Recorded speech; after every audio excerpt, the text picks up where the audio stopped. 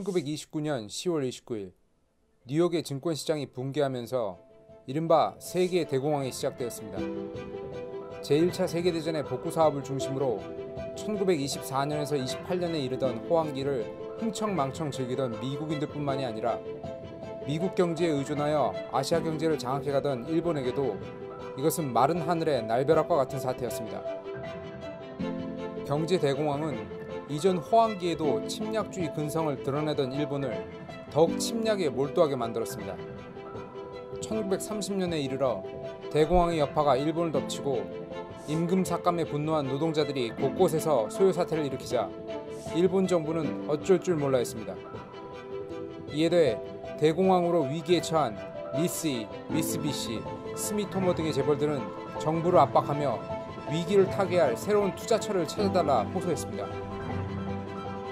한편 1차 대전 이후로 제국주의 국가들의 무기 감축을 압박하던 미국은 1930년 런던 군축회담을 통해 이번에야말로 반드시 군축을 이뤄야 한다는 후보 대통령의 강력한 의지를 일본에 전달하였습니다.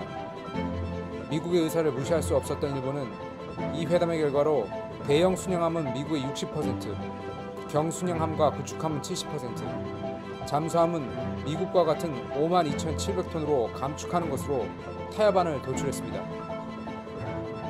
이런 일본 정부의 유약해 보이는 태도는 군부를 더욱 분노케 했습니다. 군부는 이미 1928년 제남 사건 당시 민간 관료들이 서구 국가들을 의식해 신중한 모습을 보인 데 크게 실망한 상태였습니다. 게다가 북양 정부의 우두머리이던 봉천군벌 출신 장장립 암살 사건으로 정부와 군부는 이미 적대적인 관계로 돌아선 상태였습니다. 장장님은 1926년까지 북양 정부의 수반으로 화북 지역을 통일하며 위세를 자랑했지만 이후 시작된 장개석의 북벌로 패퇴하며 몰락의 길을 걸었습니다. 북경을 장개석에게 잃은 장장님은 호의를 도모하기 위해 자신의 근거지인 만주 봉천으로 가기 위해 열차에 올랐으나 관동군의 코모토 다이사쿠는 그가 탄 열차를 폭파시켜 일본 정부의 분노를 샀습니다. 장장님은 중국인들의 반대에도 불구하고 일본 정부의 중국 내 이권을 굉장히 잘 지켜준 편이었기에 일본 정부는 그동안 북양 정부를 옹호하는 입장이었습니다. 하지만 대륙 정벌이라는 환상에 젖은 일본 군부는 이런 온화한 분위기를 싫어했고 이에 이때가 기회다 싶어 장장님을 암살한 것입니다.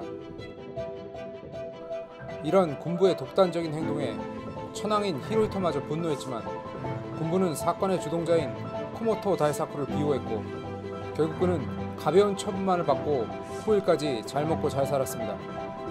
그리고 이 일을 계기로 군부는 정부의 말을 듣지 않는 미친 개가 되기 시작했습니다.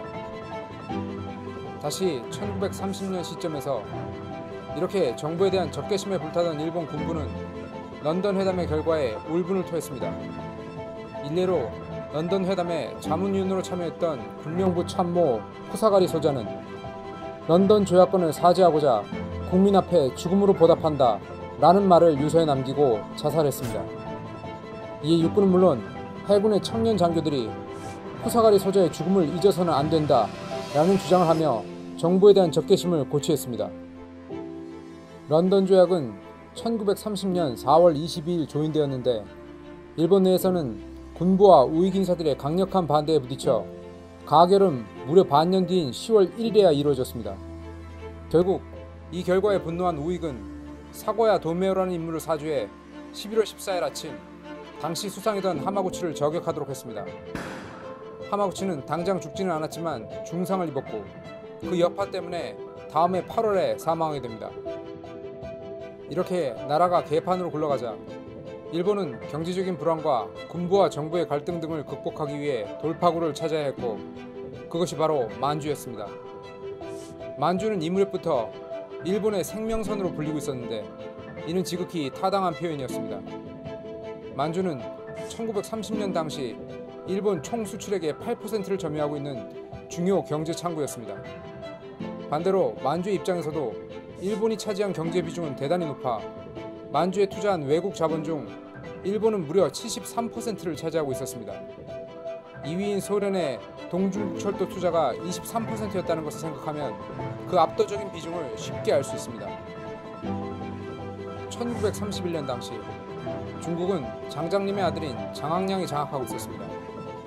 1928년 장장림의 사망 당시 아버지의 뒤를 이어 봉천 군부를 장악한 장학량은 아버지를 폭사시킨 일본에 대해 적개심을 가지고는 있었지만 장개석의 북벌군이 만주로 진격해오는 상황이었기 때문에 이를 막기 위해 일본의 도움이 필요한 상태였습니다. 그래서 무조건적인 반일 정책을 펼 수 있는 상황은 아니었습니다. 장학량은 일본이 큰 금액으로 만주의 이권을 사들인다면 일본 편을 들겠다고 제안했습니다. 하지만 일본 정부는 비용에 부담을 느껴 주저했고 이 사이 장개석의 국민당군과 만주 주민들의 반일 정서를 고려하는 것이 더 중요하다고 느낀 장학량은 국민당 편으로 돌아서 버렸습니다. 그리하 1928년 12월 1일 만주는 공식적으로는 장학량이 국민당의 동북지역 총사령관 자격으로 다스리고 있었던 것입니다. 이 와중에도 일본 군부, 그 중에서도 육군, 특히 만주를 관리하는 관동군은 일본 정부에 대해 크게 분노했습니다. 눈뜨고 멍청이 만주를 장개석에게 넘겨주었다는 것이었습니다. 물론 당시의 일본 타나카 내각도 중국을 침탈하려는 호전성이 강한 편이기는 했지만 이미 미쳐가고 있던 일본 군부의 눈에는 무르디무른 민간 내각에 불과했습니다. 이런 여러 사건은 군부로 하여금 독단으로 만주를 도모해야 한다는 결론에 이르게 하였습니다. 일본의 만주 침략에는 만주에 주둔한 관동군 참모였던 이시하라 칸지가 브레인 역할을 수행하였습니다. 1931년 9월 18일 밤 10시가 넘는 시간 봉천 근교 유타오우의 철도에서 작은 폭발이 일어났고 3명의 일본군 시체가 발견되었습니다. 관동군은 이를 장학량 군대의 테러로 규정했지만 실상 폭발 자체도 일본군이 일으킨 자작극이었으며 시체의 삼구 역시 일본군이 중국인 시체에 일본 군복을 입힌 것이었습니다. 바로 이 사건을 기획한 인물이 이시하라 칸지였습니다. 관동군은 19일 밤 봉천을 포위하고 공격을 퍼붓기 시작했습니다. 동시에 장춘, 서평, 동주령 등의 동북군도 급습했습니다. 동북군에게 불행했던 것은 이 시기 장학량이 만주에 있지 않았다는 것이었습니다. 장학량은 이때 북평에서 병으로 요양을 하고 있었는데 이시하라 칸지가 바로 이 틈을 노린 것이 우연이 아닐 것입니다. 동북지방의 주인인 장학량이 북평에 있었으니 당연히 병력의 상당수는 북평과 근처 천진에 주둔하고 있어 만주의 방어는 취약한 상태였습니다. 더 큰 문제는 장학량의 대처였습니다. 봉천에서 벌어지고 있는 상황을 정확하게 인식하지 못했던 장학량은 안일하게도 관동군과 타협을 할 수 있을 것으로 판단하고 봉천의 동북군 부하들에게 적극적인 저항을 하지 말 것을 명령했습니다. 이로 인해 손발이 묶여버린 동북군이 학살당하는 사태가 일어나자 일선 지휘관들은 장학량에게 분노하며 관동군에게 항복한 후 오히려 길잡이를 하며 같은 동북군을 공격하는 어처구니 없는 상황이 시작되었습니다. 결국 불과 이틀 만인 9월 20일 이렇게 장학량의 거점인 봉천이 손쉽게 관동군의 손에 들어가 버렸습니다. 같은 날 관동군 별동대가 장춘을 점령했으며 다음 날인 9월 21일 관동군은 길림성을 공격했습니다. 대세가 기울었다고 판단한 길림성의 동북군은 항복을 결정했고 이렇게 남만주가 순식간에 관동군의 손에 들어갔습니다.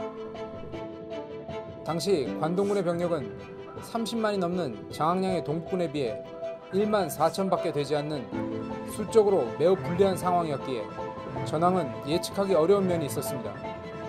물론 만주에 남아있던 동북군 병력은 10만 정도였지만 여전히 수적으로 크게 불리했습니다.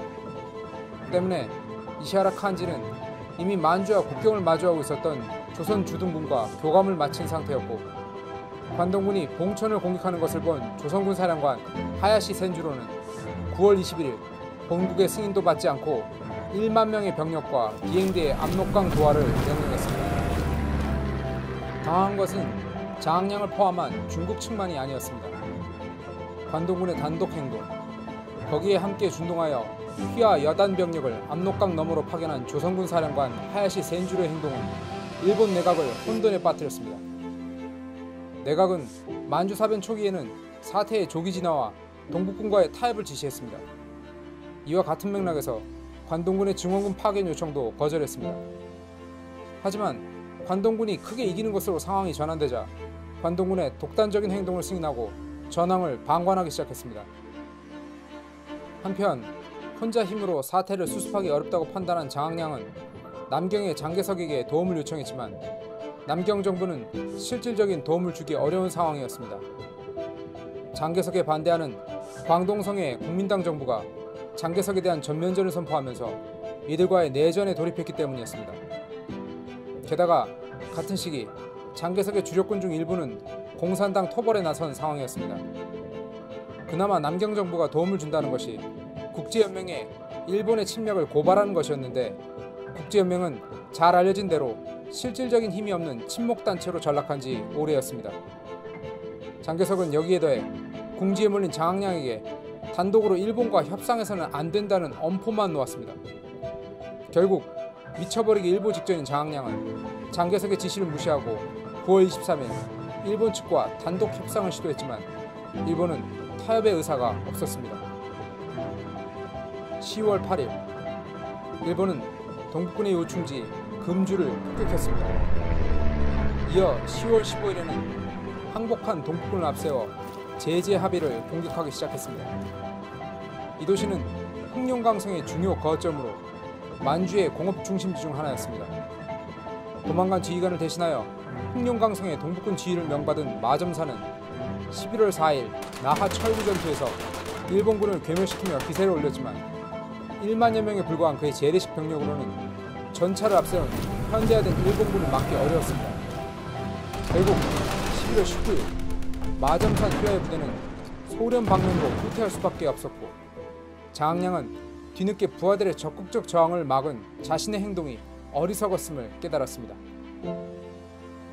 주군인 장개석도 무능한 국제연맹도 자신을 도와줄 수 없다는 현실을 인식한 장학량은 만주 지역을 사실상 다 잃은 상황에서야 반격에 나서게 됩니다. 12월 22일 요서작전을 개시한 일본은 요하를 넘어 금주를 공격하기 시작했습니다. 장학량은 5만의 병력을 요령성 금주로 보내 진격해오는 일본군을 막도록 지시했습니다. 이 병력은 장학량의 정예병으로 이번에야말로 일본군은 고비를 맞이했다고 해도 과언이 아니었습니다. 하지만 하늘은 장학량을 버린 지 오래였습니다. 장학량의 군대가 금주에 진을 치고 일본군을 기다리고 있던 시점에 장학량의 근거지 북평 서쪽에 자리하고 있던 군벌 염석산의 군대가 기회를 잡았다고 생각하고 북평의 장학량 본군을 공격하기 시작했습니다. 결국 장학량은 눈물을 머금고 금주의 군대를 다시 북평으로 불러들이는 명령을 내렸지만 강력한 일본군의 공세, 오락가락하는 장학량에 대한 지휘관들의 신임 붕괴, 이런 불안한 상황에서 시작된 지휘자들 간의 갈등 등이 겹치며 금주에서 후퇴하던 동북군은 서로 적대하는 상황으로 치달았습니다. 결국 장학량의 작전은 완전히 실패로 돌아갔습니다. 그리고 1924년 1월 3일에 금주가 일본의 손아귀에 들어갔습니다. 연이어 북쪽에서 마지막까지 싸움을 이어나가던 하얼빈의 동북군마저 패퇴하면서 만주는 완전히 일본의 통제하에 놓이게 됩니다. 장학량은 비통함을 머금고 자신의 남은 유일한 영토인 열하의 마지막 거점을 확보하였습니다. 그에게는 아직도 정병 16만 명이 남아있었기에 그는 여기서 재기를 노려볼 생각이었던 것입니다. 하지만 운명은 얄궂게도 그를 끝까지 외면하였습니다. 만주사변 2년 후인 1933년 2월 일본은 만주사변과 비슷한 방식으로 시비를 걸어 열하를 공격하면서 이른바 열하사변이 일어났고 여기서 패배한 장학량은 열하마저 일본에게 넘겨주고 장개석에게 완전히 몸을 의탁하는 처량한 신세가 되고 맙니다. 한때 중국 화북을 호령하던 봉천 군벌 가문이 몰락하는 순간이었습니다. 이렇게 만주에 이어 열하까지 손에 넣은 일본은 만주사변과 만주국 건설을 비난하는 국제연맹의 목소리가 거세지자 1933년 3월에는 아예 국제연맹을 탈퇴해버렸습니다. 독단적으로 만주사변을 일으킨 군부는 만주사변의 성공에 고무되었고 자신들의 행동을 묵인한 도쿄의 민간 관료들을 무시하기 시작했습니다. 이제 무슨 짓을 해도 성공만 한다면 용서가 될 것이라는 아주 나쁜 선례가 만들어진 것입니다. 제대로 미쳐 돌아가기 시작하는 일본 군부의 광기는 이제 중국 본토를 향하기 시작했습니다. 하지만 이것이 일본이 지금까지 이룬 모든 것을 걸어야 하는 역사상 최대의 도박이 될 것이라는 점을 예상한 이들은 그리 많지 않았습니다.